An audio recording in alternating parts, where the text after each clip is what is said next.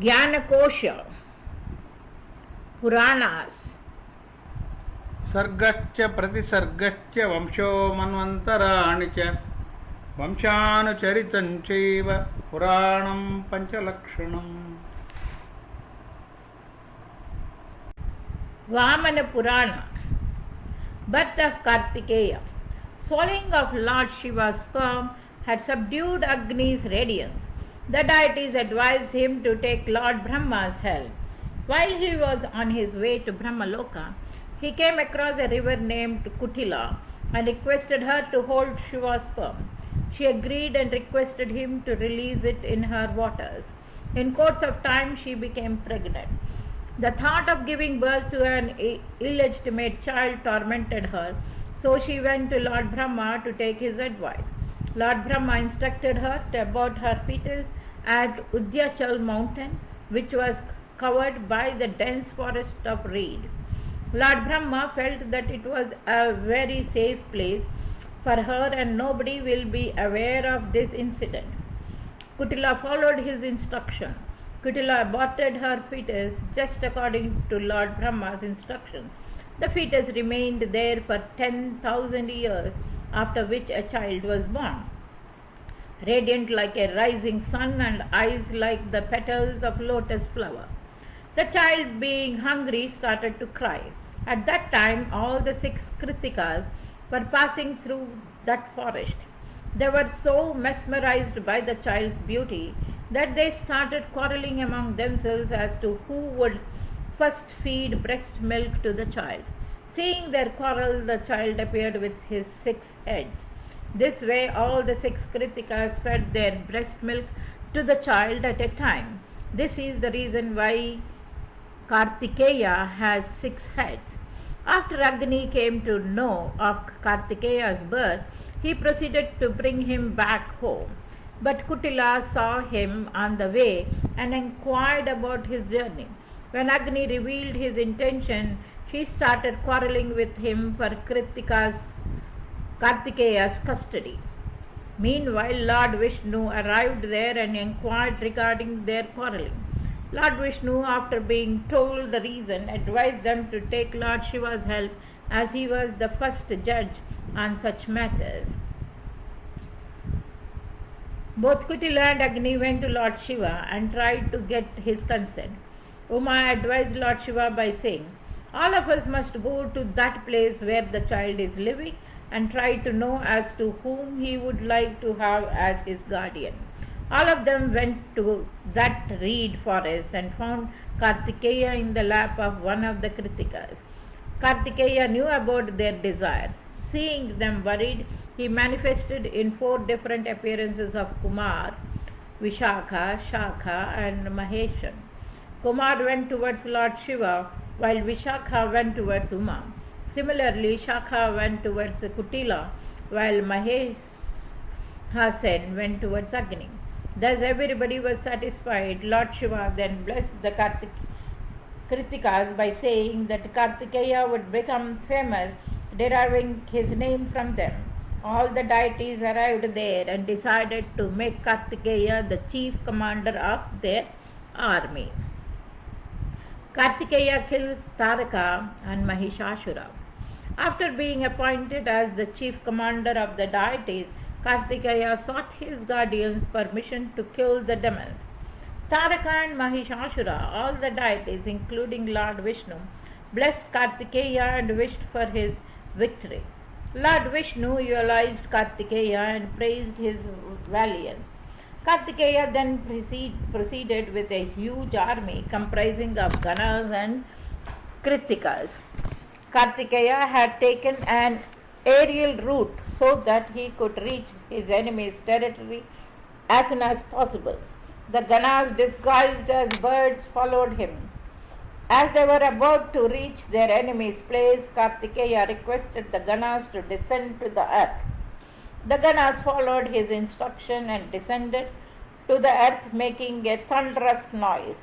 Some demons like Mahish, Taraka, Virochan, Jamb and Kujamaha heard this noise and went to Andhak to inform him about it. As the demons were trying to find out the cause of the noise, a demon, Patalaketu, arrived there in an injured condition. The demons were surprised and asked how he got injured. Patalaketu, narrating the incident, said, I had entered Sage Galva's hermitage in the guise of a boar with the intention of killing him. Suddenly an arrow pierced my body. I ran towards the sea coast to save my life, where I found large number of people who were planning to kill Mahishashura and Taraka. I have come here to inform you about their plan. I am very scared and worried. Andak assured them that there was nothing to worry about, as both Mahishashura and Taraka were mighty and it was not an easy task for anybody to kill them. When Mahishashura and Taraka came to know about this, they immediately set out with a huge army towards the sea coast. An intense battle commenced in which both the sides fought valiantly. The Ganas and the Matrikas launched a severe attack on the enemy with all the weapons they had at their disposal. But the demons remained unaffected and their assault was too much for the Ganas to bear. After defeating the Ganas, Mahishashura menacingly ran towards Kartikeya. Suchakrasha, who was fighting from Kartikeya's side, unleashed his chakra to stop Mahishashura. Mahishashura retaliated by attacking the chakra with his mace, but his mace was cut into pieces by the chakra. After destroying the mace, Suchakrasha's chakra chased Mahishashura. When Banashura saw Mahishashura's life in danger, he came forward to help him. He attacked the chakra with his 500 hands and grabbed Suchakrasha with the remaining 500. Seeing Suchakrasha in danger, Makaraksha hit Banashur on his head with his mace. Seeing and seething in pain, Banashura immediately released Suchakrasha. Seeing his army defeated, Taraka came forward to fight with a sword. He fought valiantly and defeated the Ganas and the Matrikas in a very short time. The defeated Ganas took the refuge of Kartikeya. When Kartikeya saw Taraka chasing the Ganas, he killed him with his weapon Shakti. Taraka's death scared Mahishashura and Banashura. To save his life, Mahishashura ran away towards Himalaya mountain while Banashura hid himself in the ocean. Kartikeya chased Mahishashura, as a result of which he was forced to abandon Himalaya. Mahishashura now took refuge in a cave of the Crouch mountain. Seeing the demon being protected by his maternal cousin Guha, Kartikeya was in a dilemma. He knew that if he attacked Mahishashura inside the cave, then his cousin Guha might get hurt. He waited for Mahishashura to come out. Lord Brahma, Lord Vishnu and Lord Mahesha appeared and advised Kartikeya to kill the demon. Indra too advised him the same. But Kartikeya did not pay heed and told them that he would kill Mahishashura only after he came out from the cave. Furious, Indra told Kartikeya that a man did not become a sinner if he killed one person to safeguard his community's interest. Giving his own instance, he narrated as to how he had killed his own brother, Namuchi, but Kartikeya was not convinced and refused to act according to Indra's instruction.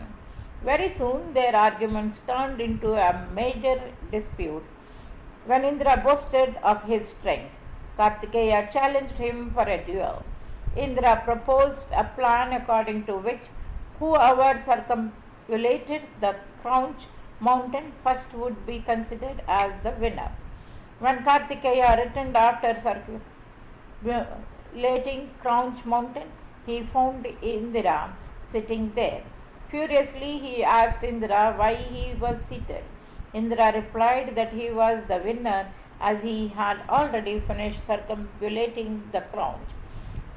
Both of them quarreled, but were not able to decide the winner. So both of them went to Lord Brahma, Lord Vishnu and Brahma to take their help. Lord Vishnu advised them that only Crouch Mountain could decide the winner. Both of them went to Crouch Mountain and requested him to tell as to who the winner was. Crouch Mountain said, Indra is the winner since he was the first to circumambulate me. Kartikeya became furious and attacked Crouch Mountain with his Shakti, as a result of which the great mountain was fragmented into pieces. Mahishasura, who was hiding in the cave of Crouch Mountain, was also crushed to death.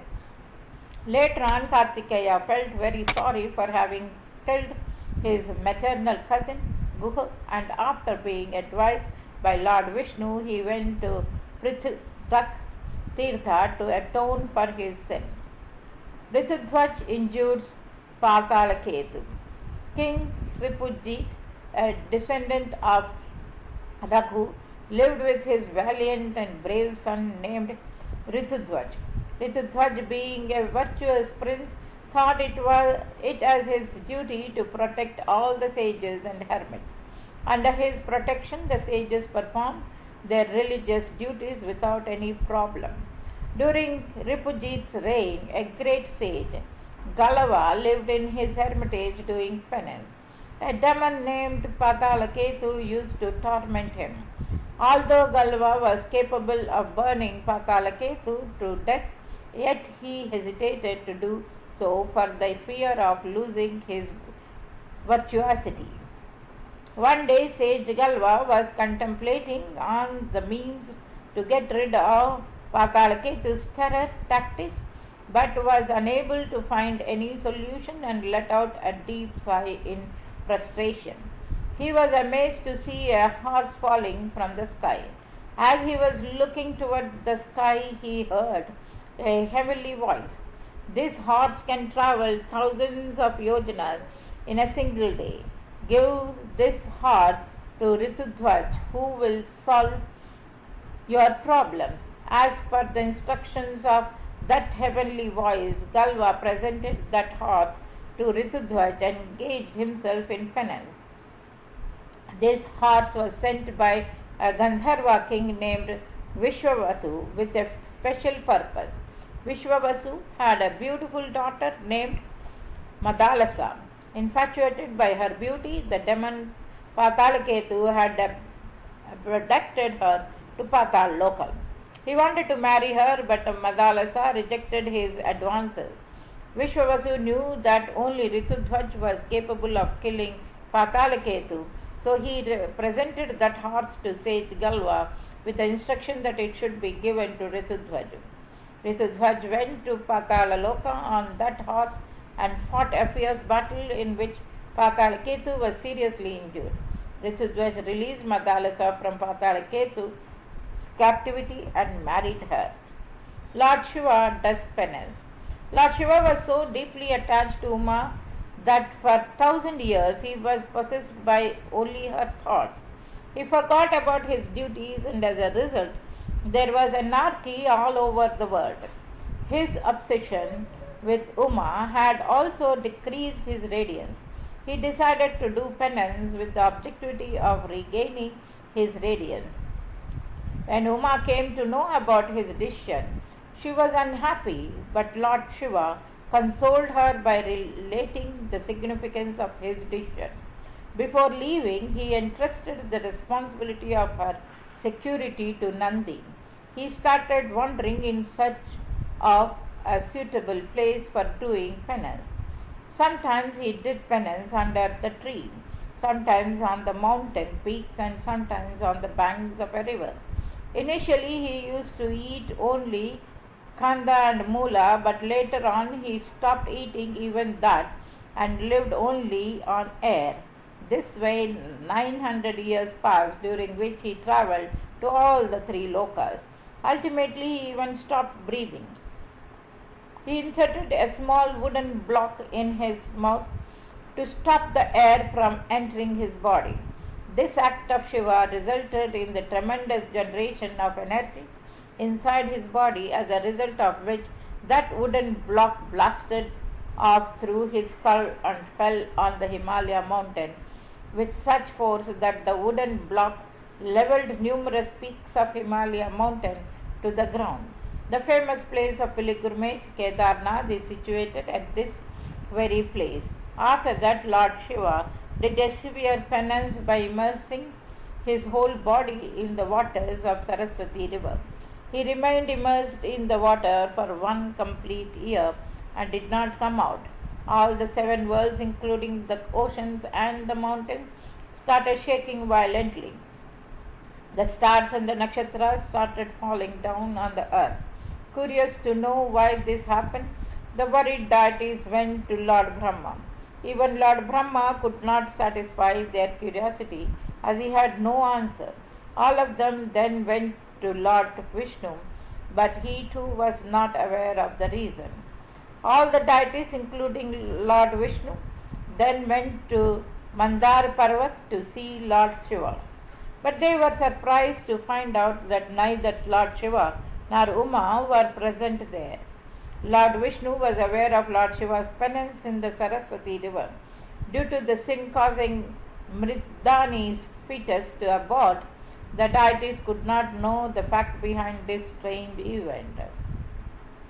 The deities then performed the most austere Tapta Kricha Vrata to atone for their sin. Lord Vishnu then gave them a glimpse of Shivalinga, which manifested in his heart. All the deities again worshipped that Shivalinga and made offerings. Lord Vishnu then took them to Kurukshetra, where Lord Shiva was doing his penance in the waters of Saraswati. The deities eulogized Lord Shiva by saying Starnave Namaha, and Indra requested him to stop doing his penance as the whole world was in turbulence. Lord Shiva accepted their request with a smile and discontinued with his penance. Even after Lord Shiva had stopped doing his penance, the earth continued to shake violently. Surprised, he started wandering here and there to know the truth behind this turbulence. He found sage Shukracharya doing penance on the bank of river Oghavati with the objective of learning the most secret Mrityunjaya Sanjeevani Vidya. Lord Shiva blessed him and his desire was fulfilled, but the earth still continued to shake violently. Lord Shiva then proceeded towards Sapta Saraswat, where he found sage Manakanak was dancing in joy, and his steps were causing the earth to shake. Sage Manakanak had acquired tremendous virtues due to his severe penance, and as a result, instead of blood, vegetative juice secreted from his wound. He had become arrogant and thought that it had happened only because of his penance.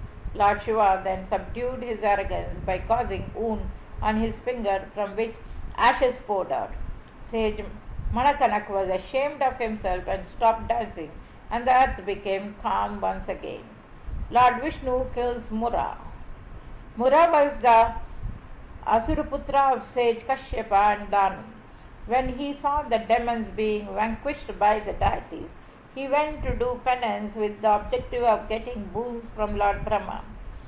When Lord Brahma appeared before him, he said, "O Lord, bless me with a boon which enables me to kill anybody merely by the touch of my hand." Lord Brahma blessed him and said, "So be it." Getting this boon made Mura very arrogant. He challenged the deities, Yakshas and Kinnaras to fight him, but nobody accepted his challenge as they were scared of his power. He then entered Amravati, Indra's capital, and challenged Indra for a duel. Indra became terrified and abandoned his abode, heaven. Now Mura became the lord of heaven, and very soon he invited the other demons to join him in heaven. Once Mura challenged a king named Raghu, who was proficient in rituals, for a duel.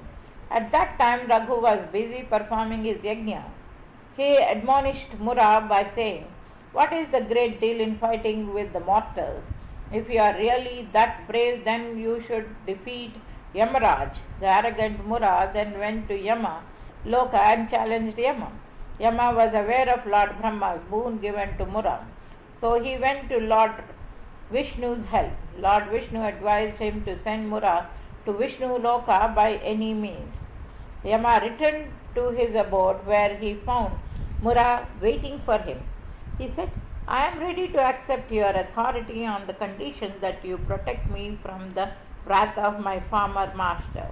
Mura curiously asked Yama as to who his former master was. Yama then told him that his former master was none other than Lord Vishnu and he lived in Kshetrasagara. Mura then went to Kshetrasagara to fight Lord Vishnu. When Mura reached Kshetrasagara, Lord Vishnu asked him the reason for his arrival. Mura confidently said that he had come to fight him. Lord Vishnu had worked out an excellent plan to kill Mura, and the time had now arrived for its implementation. Lord Vishnu said, if you have come to fight me, then why are you trembling with fear and why is your heart breathing so fast? I do not fight cowards. Furious at Lord Vishnu's words, Mura put his hand on his own chest to convince Lord Vishnu that his heartbeat was normal. The moment he put his hand on his chest, he fell down and finding the moment opportune, Lord Vishnu killed him with the chakra.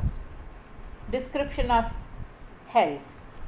Lord Brahma, on being inquired by Sanat Kumar on the different hells, said, those who have illicit relationship or are in the company of sinners go to the first hell. Felling of trees and stealing the fruits of others' tree lead to the second hell. People who kill creatures unworthy of killing and those who quarrel over a property dispute go to the third hell. Terrorizing the living creatures and deviating from one's own religion lead to the fourth hell. Behaving deceitfully with friends and taking false oath lead to the fifth hell. Keeping somebody in captivity and causing hurdles in the path of others would lead to the sixth hell. Stealing of royal property or capitulating with the queen leads to the seventh hell. Greed and misuse of hard-earned money lead to the eighth hell. Stealing of Brahmins' property and condemning others lead to the ninth hell. People who lack courtesy or who steal sacred texts go to the 10th hell. Altogether, Lord Brahma described about 16 hells. Danda and Araja, Andhakasura, the demon. Narada asked sage Pulasya, what did the demon Andhak do after entering Patala Loka and how was Lord Shiva's life at Mandara mountain? Pulasya says Andhak was infatuated by Girija's divine beauty and his lust only became stronger as the days passed by. Although Prahalada tried very hard to convince him and narrated the tale of his birth, which happened only because of Lord Shiva's blessing, once Lord Shiva was engrossed in meditation, and Uma playfully shut all his three eyes and the whole atmosphere was covered in darkness. An entity manifested from that darkness who was presented to Hiranyaksha and who later on became famous as Andhak. Prahalada also told him that his lust for his own mother, Parvati, was licentious and most immoral. In order to dissuade Andhak from going ahead with his immortal intention, Prahalada narrated a story which described the destruction of an immortal king named Danda. Sage Shukracharya was the royal priest of King Danda, who performed all the religious rites. He had a daughter named Araja. Once Shukracharya had gone to meet the demon Vrishyaparva and stayed there for some days. King Danda went to Shukracharya's hermitage to find out the reason for his absence. He saw Araja and became enchanted by her beauty. He expressed his desire to Araja that he wanted her at any cost. Araja tried to dissuade him by saying that his immoral action would amount to committing treachery towards his guru, Shukracharya. She also tried to scare him by citing about her father's rage, which even the deities feared. King Danda then narrated his tale to force her to accept his proposal. Vishwakarma had a beautiful daughter, Chitrangada. Once she had gone to take bath in the river with her companion. Suddenly King Surat arrived there and, being infatuated by her beauty, became lovesick. Seeing his pitiable condition, Chitrangada offered herself to him despite her companion's objection. After narrating this story, King Danda asked Arja to follow the example of Chitrangada, but she said, "You have narrated only half the story. I will tell you what happened after that." She then told him this story. The immortal act of Chitrangada had angered her father, and he cursed her that her married life would be unsuccessful. One day King Surat was drowned by the powerful current of the Saraswati.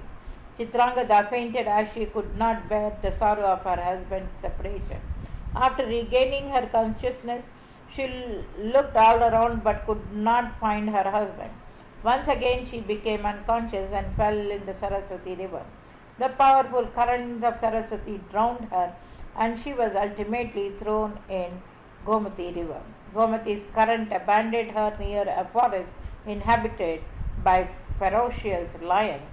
After narrating her story, Arja told King Danda that she would certainly not accept his proposal, as she did not want to meet the same fate as that of Chitrangada.